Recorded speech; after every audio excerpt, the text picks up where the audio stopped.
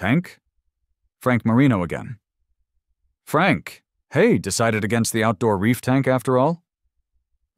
Slight change of plans. Tank, still want the 10,000-gallon outdoor saltwater tank. Same spot, but instead of coral and tangs, I need sharks.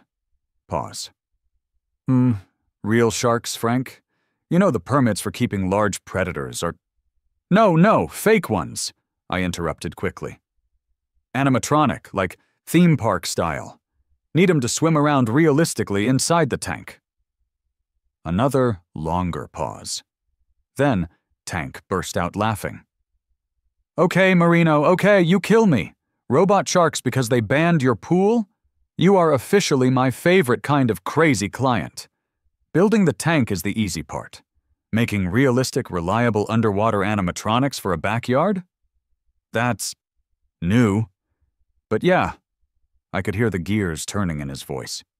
Yeah, I know a guy who might be crazy enough to try. After years of saving, months of planning, I finally had the perfect design for my backyard oasis. Nothing ostentatious, a modest 15x 30-foot in-ground pool, nice paver surround, maybe a little waterfall feature cascading over some rocks. Deep enough to swim, shallow end for lounging. Perfect for teaching hypothetical future grandkids to swim. Perfect for cooling off after mowing the lawn. To HOA-approved height, of course. Perfect for family barbecues. I hired a reputable local pool company. They drew up professional plans, ensuring everything met city code for setbacks, depth, drainage. Looked great. The kids, Sarah, 20, and Ben, 18, were actually excited to come home from college more often if there was a pool involved. My wife, Pam, was on board, dreaming of floating peacefully with a book. Life was good. All we needed was the stamp of approval from the Oak Terrace HOA Architectural Review Committee, ARC, and, given the water aspect, a nod from Mr. Gable's Safety Committee. A formality, I thought. How could anyone object to a tasteful, standard backyard pool? Oh, sweet, naive Frank. You had so much to learn. The ARC meeting was tense. Mr. Gable, a retired insurance adjuster who seemed to see potential liability lawsuits lurking behind every azalea bush, was present, clipboard in hand. He immediately zeroed in on the plans. Frank, he began, his voice devoid of warmth, a swimming pool. It's a significant undertaking, and a significant liability.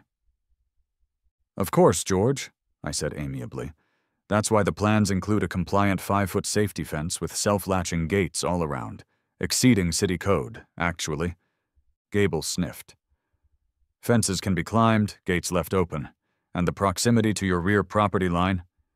He consulted his tape measure, which he seemed to carry everywhere. While meeting the city's minimum setback, it's closer than ideal under HOA Guideline 17C regarding preservation of neighborly space. Guideline 17C? I asked, confused. Isn't that usually about sheds or additions blocking views? It applies to any significant structure that could impact adjacent property enjoyment, Gable stated firmly. And then there's the attractive nuisance doctrine. He went on. And on. About insurance riders, about the potential for increased foot traffic. My own family? About the noise of splashing, heaven forbid. About the visual disruption of a large blue rectangle in a sea of green lawns. The ARC members, clearly intimidated by Gable's relentless safety speak and complex liability scenarios, started looking nervous. I tried to counter, showed them pictures of similar pools in nearby neighborhoods, emphasized the safety features again, talked about family enjoyment, responsible ownership. It was like talking to a brick wall, a very paranoid, regulation-obsessed brick wall. The verdict came a week later. Denied. The official letter cited unresolved safety concerns, potential negative impact on adjacent property enjoyment due to proximity, and failure to fully comply with the aesthetic spirit of Oak Terrace Estates. They suggested I consider a nice water fountain instead. A fountain? I wanted to swim, not toss pennies and make wishes. I was devastated and furious. I appealed, of course, offered to move the pool further from Gable's precious property line, which would mean sacrificing my favorite maple tree. Offered to install an even taller fence, maybe with barbed wire and guard towers. Okay, maybe I didn't offer that last part, but I thought it. Offered to sign waivers, absolving the HOA of any conceivable liability this side of a meteor strike landing directly in the pool. No dice. Gable and the committee were immovable. The pool was deemed too risky, too close, too pool-like. My backyard oasis dream evaporated, leaving behind a residue of bitter resentment. I spent the next few weeks staring glumly at the empty patch of lawn where the pool was supposed to go. Every time I saw Gable meticulously trimming his hedges or lecturing someone about the proper angle for their mailbox flag, my blood pressure spiked. Safety concerns? Liability? He was worried about kids accidentally falling into a fenced, supervised pool? Fine.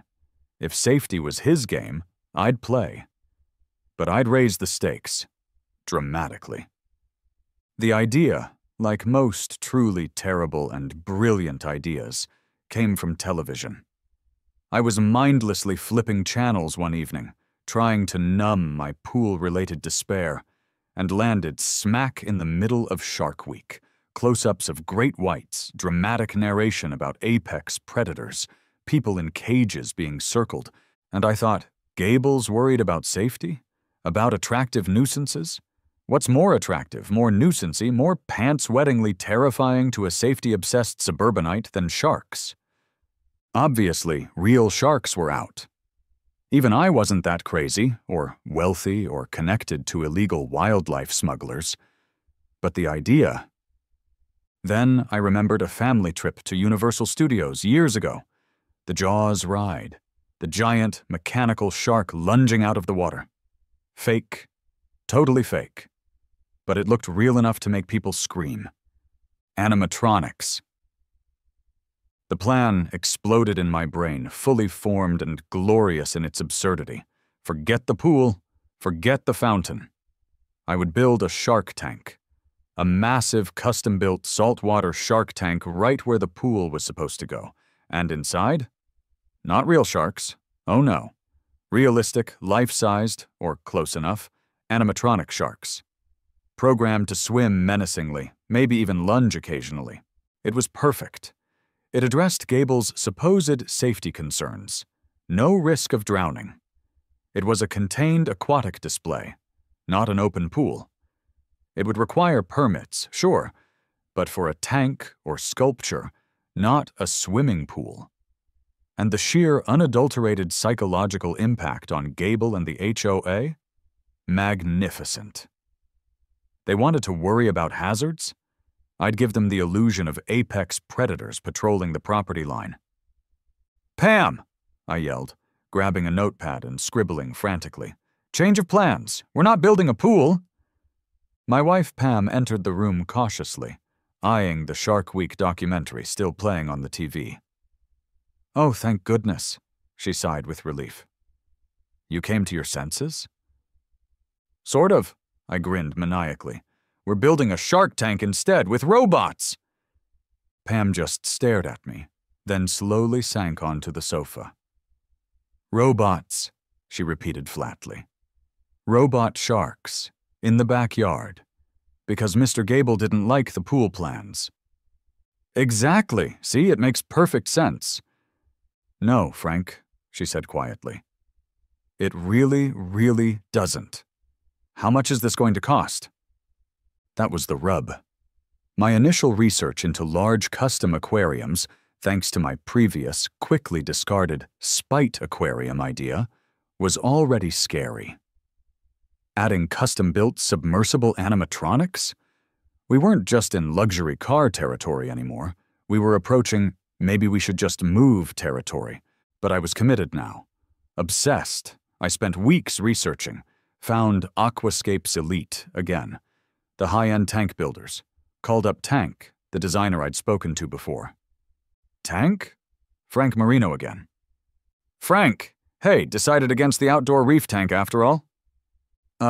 Slight change of plans, Tank. Still want the 10,000-gallon outdoor saltwater tank, same spot.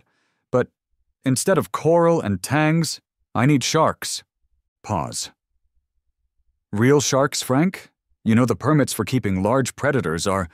No, fake ones, I interrupted quickly. Animatronic, like theme park style. Need 'em to swim around realistically inside the tank. Another longer pause. Then, Tank burst out laughing. Okay, Marino, okay, you kill me. First the Spite Aquarium, now robot sharks because they banned your pool? You are officially my favorite kind of crazy client. Building the tank is the easy part. Making realistic, reliable underwater animatronics for a backyard? That's new.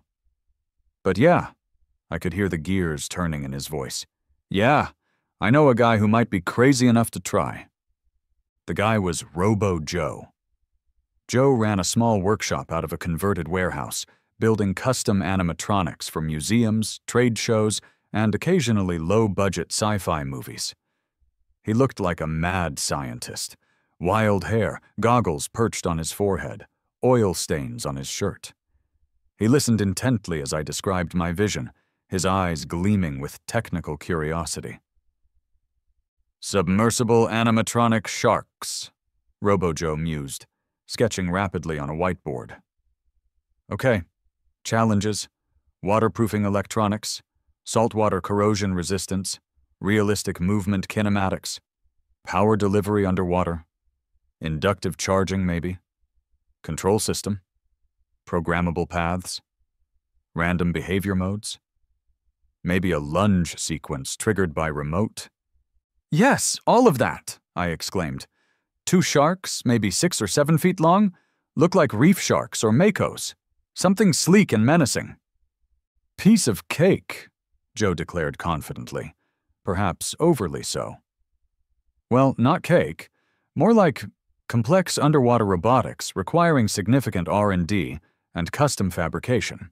But doable, and awesome. It'll cost you, though. Waterproofing high-torque servos ain't cheap. Between Tank's quote for the massive, reinforced acrylic tank, the oversized filtration/heating/chilling system, the foundation engineering, and Robo-Joe's estimate for 2 custom animatronic sharks with control systems, the total cost was staggering. I showed Pam the numbers. She didn't laugh this time. She just poured herself another, even larger glass of wine. Frank, she said finally, if we do this, if you build a giant backyard tank full of robot sharks just to annoy George Gable, you have to promise me one thing. Anything, honey. You handle all the HOA meetings from now on. Deal, I said instantly. Project Jossum Revenge was a go, permitting round 2. This time, we were even more careful with the wording. Learning from past battles, both mine and hypothetical others, Tank, Robo-Joe, and I, along with a slightly bewildered structural engineer, crafted the application.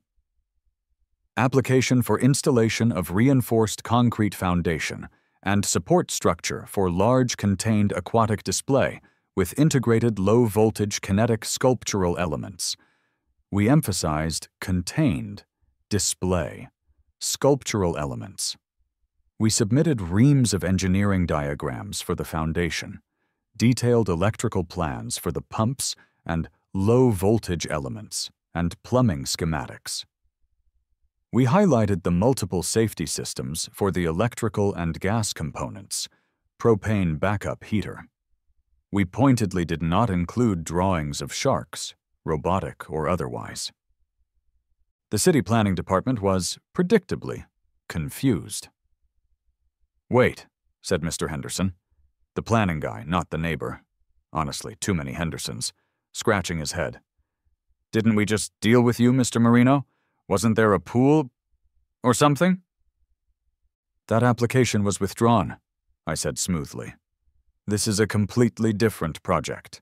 A contained aquatic display. Art, really. He squinted at the plans. Kinetic sculptural elements? Yes, chimed in Robo-Joe, who had insisted on attending. Low voltage, fully submersible, designed for aesthetic water displacement simulation. The planner just sighed and stamped the initial review forms. We still needed building permits, electrical permits, plumbing permits, but the zoning hurdle seemed momentarily cleared, mostly through sheer bewilderment. Then came the construction. Again. My poor backyard, just recovered from the pond-filling incident, became ground zero once more. Excavators dug an even deeper hole for the massive foundation slab, and the now larger underground sump room needed to house the saltwater filtration behemoths, protein skimmer the size of a small refrigerator, calcium reactor, giant UV sterilizer, and the control systems for the animatronics. Concrete trucks rolled down Maple Lane again. Neighbors emerged, looking wary. "Not another one, Frank?" yelled Mrs. Gable, the nice one, from across the street. "What is it this time? An Olympic diving well?" "Just ensuring proper drainage," I shouted back, trying to look nonchalant. Mr. Gable, my nemesis, watched every single step from his upstairs window, phone camera permanently affixed to his hand. He filed complaints daily: noise, dust, unsightly construction debris, improper crew parking. The HOA dutifully forwarded them all, along with preliminary warnings about unspecified major construction lacking prior ARC approval. I ignored them, taping my city permits to the construction fence. The foundation pour was immense. Steel rebar crisscrossed the giant hole before tons of concrete filled it, creating a slab thick enough to support a tank landing, let alone an aquarium. While it cured, Tank's crew began assembling the massive acrylic panels in my driveway, huge crystal-clear sheets, several inches thick. This required another crane rental, another street blockage, another neighborhood gawking session. "Okay, Frank," Tank said, supervising the delicate process of lifting the multi-ton panels into place on the slab. "Main walls are up. Sealing the seams now, this takes time, gotta be perfect. No leaks allowed." While the tank cured, Robo-Joe and his assistant arrived with two large, ominous-looking crates. Inside, nestled in foam, were Bruce and Martha, my 7-foot animatronic sharks. Sleek gray bodies, realistic detailing, rows of pointy, but thankfully fiberglass, teeth. They looked incredible, and slightly terrifying, even inert. Joe's team carefully installed the sharks inside the empty tank, mounting them on their programmable bases, running the waterproof cables through pre-installed conduits to the control box in the sump room. They spent days testing the movements, programming basic swim patterns, ensuring the inductive charging pads worked. Then came the plumbing and electrical finale. Connecting the tank to the filtration bunker. Wiring up the massive pumps, the heater, the chiller, essential for keeping saltwater temps stable in Ohio summers, the banks of intense blue LED lights, and Robo-Joe's shark control system. The sump room now looked like NASA mission control, but wetter. Finally, filling day. Water truck again, pumping thousands upon thousands of gallons into the acrylic behemoth. Then, the salt. Bags and bags of marine salt mix, dissolved slowly, circulated for days until the salinity was perfect. Then, the agonizing wait for the nitrogen cycle to complete, weeks of adding ammonia, testing nitrites, waiting for beneficial bacteria to grow. The tank glowed blue each night, empty except for some base rock Tank had installed, humming with quiet power. The HOA letters reached peak hysteria. At long last, the water parameters were stable. It was time. I didn't go crazy with live coral too complex for this already insane setup, just fish only with live rock.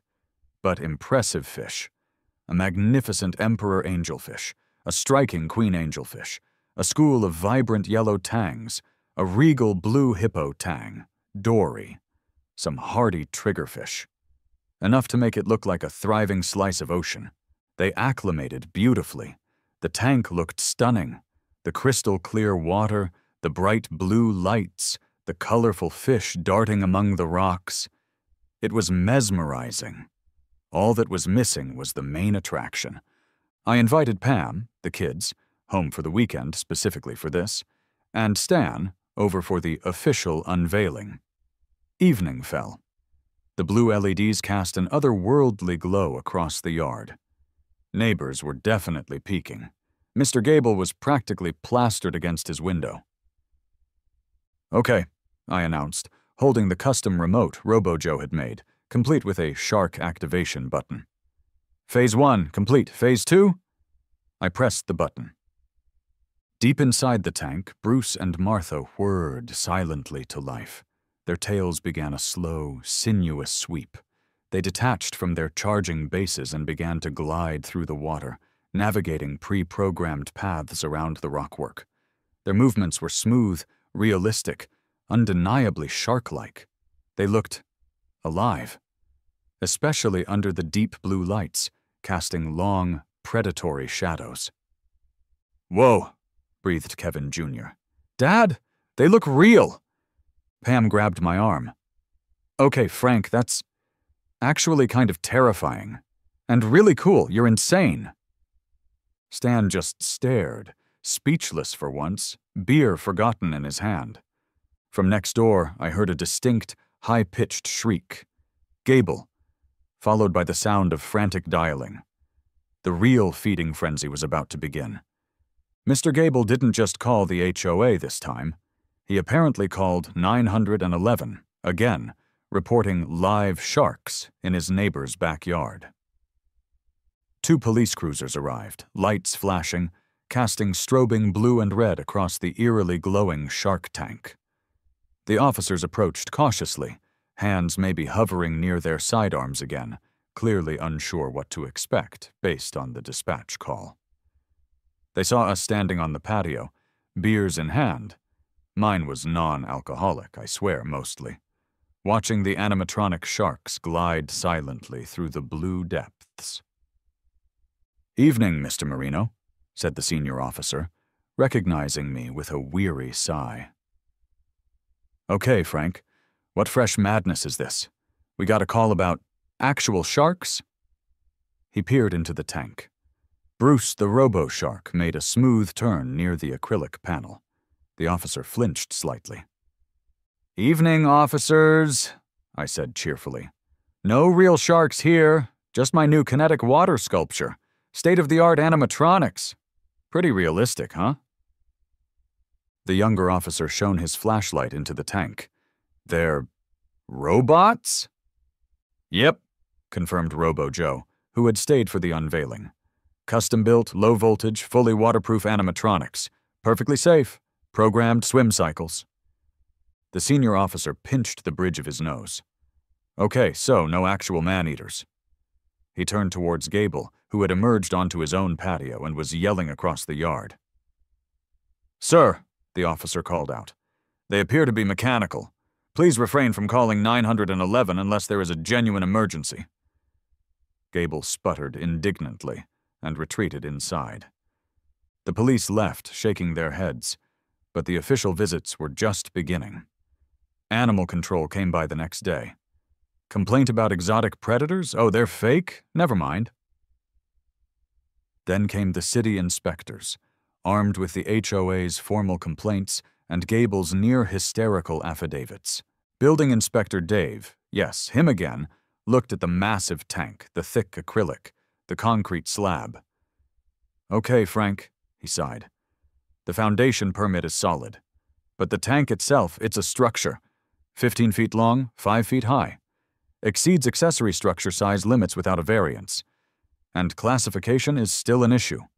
Is it a pool, a water feature, a private SeaWorld exhibit?" Electrical inspector followed, spending hours checking Robo-Joe's and Sparky Steve's work on the underwater wiring, the pumps, the lights, the control systems. "It's unconventional," he admitted. But the low-voltage lines to the, sharks seem isolated and GFCI protected up the wazoo. Power draw for the pumps and heaters is immense, but the service upgrade is to code. I can sign off on electrical safety for now, but this whole setup needs a final classification from zoning. Zoning Inspector Maria returned, looking even more stressed than during the llama incident. Wait, different story. Mr. Marino, she said, holding printouts of zoning maps and ordinances. We simply don't have a category for private backyard animatronic shark aquarium. It's not a pool. It's arguably not just landscaping.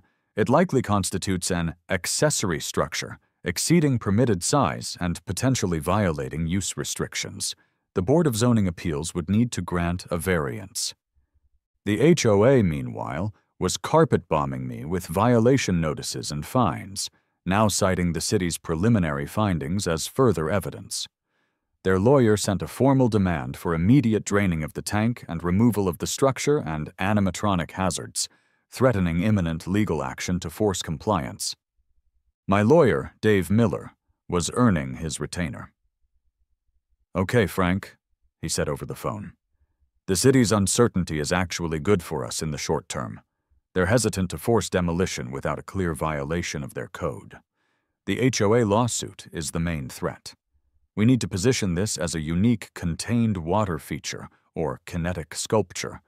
Argue the permits we do have cover the essential structural and utility aspects, and challenge their aesthetic rules as subjective and arbitrarily applied."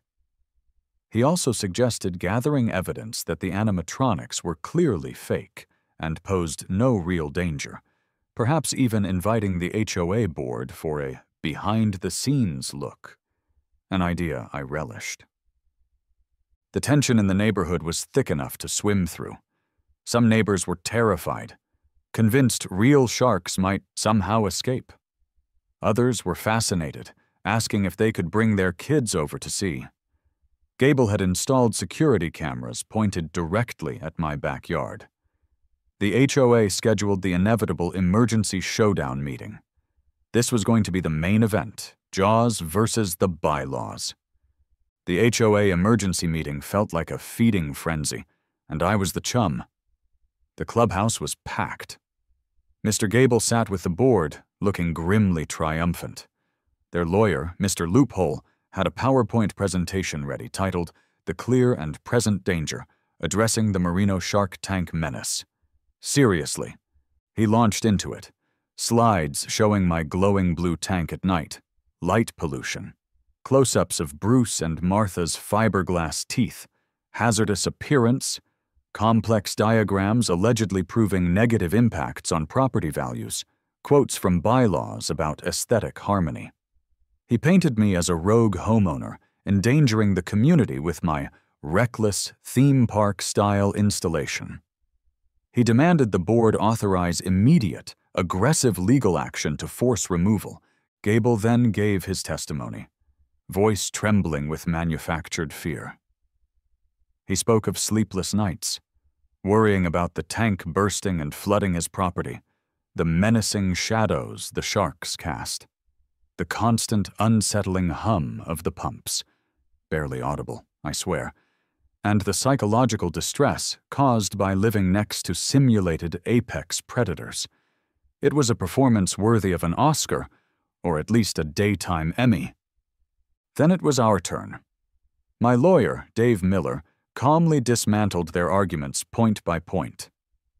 He presented the city permits again, the structural engineer's report on the foundation, Gary the Gas Guy's, Robo-Joe's, certifications for the animatronics low-voltage safety, and the electrical inspector's sign-off.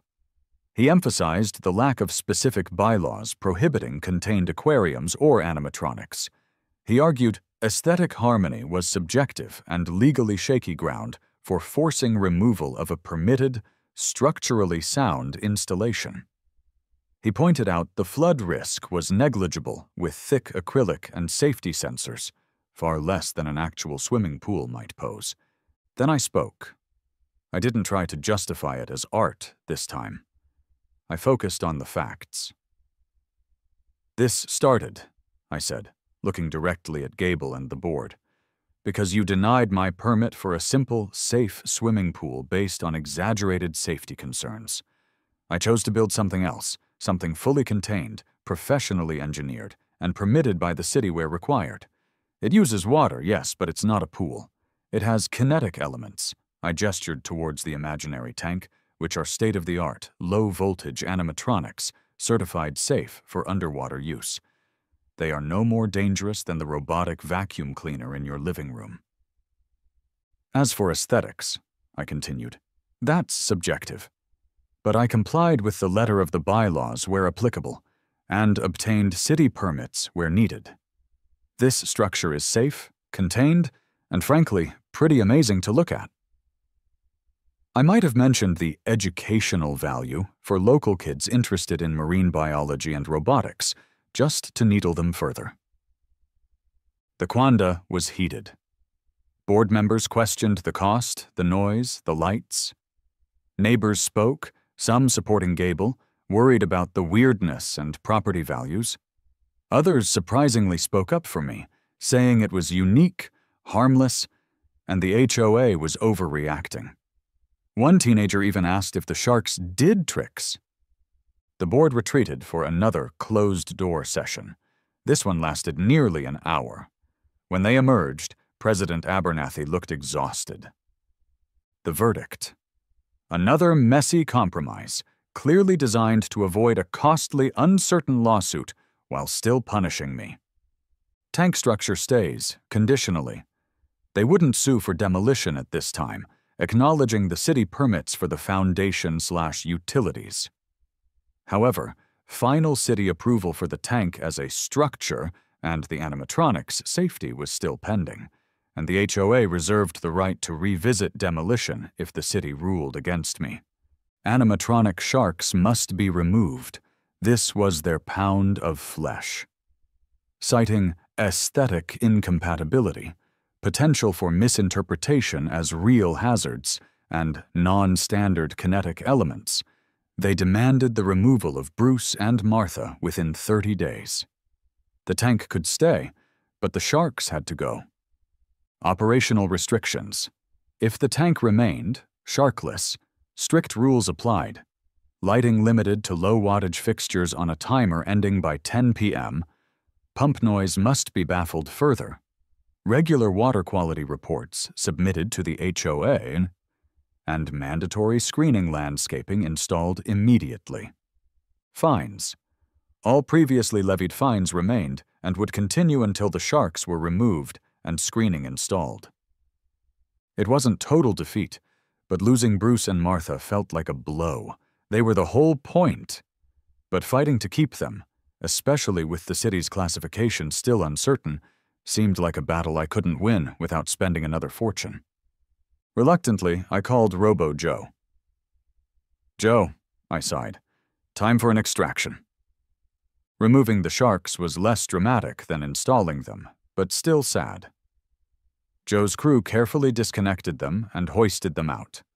They sat on my lawn for a day, looking strangely forlorn out of water, before Joe took them back to his workshop. "Maybe a museum will want them," he suggested optimistically. I kept the tank. I had tank's crew adjust the lighting to be less intense, more ambient blue. I built a sound-dampening enclosure around the pumps in the sump room. I planted a veritable forest of fast-growing arbor vitae around the tank, obscuring the view from Gable's house, and mine mostly. I restocked it with less controversial fish. Large, peaceful freshwater species this time. Oscars, severums, peaceful catfish. It was still a massive, impressive aquarium, just without the robotic bite. The HOA, upon verification that the sharks were gone and the shrubs were planted, finally stopped the daily fines, though they still grumbled about the tank itself. The city eventually signed off on the structure as a large contained water feature, satisfied with the safety reports and the removal of the animatronics. So now, life is quieter. The giant tank glows a soft blue in the evenings, the big cichlids cruising peacefully. It's still ridiculously oversized, still cost a fortune, still requires significant maintenance. Gable and I maintain a frosty silence. The HOA sends me occasional reminders about trimming the screening shrubs. Was it worth it? Building a 10,000-gallon animatronic shark tank because they wouldn't let me have a pool?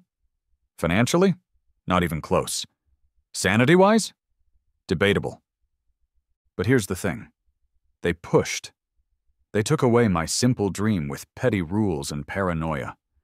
So I pushed back. With something they couldn't comprehend, couldn't easily classify, couldn't ignore. I didn't get my pool, but I got this bizarre, glowing monument to the whole ridiculous feud. And for a glorious few weeks, I had robot sharks in my backyard. You can't put a price on that kind of crazy. Now, if you'll excuse me, I think the Oscars are hungry, and they don't even try to steal burgers.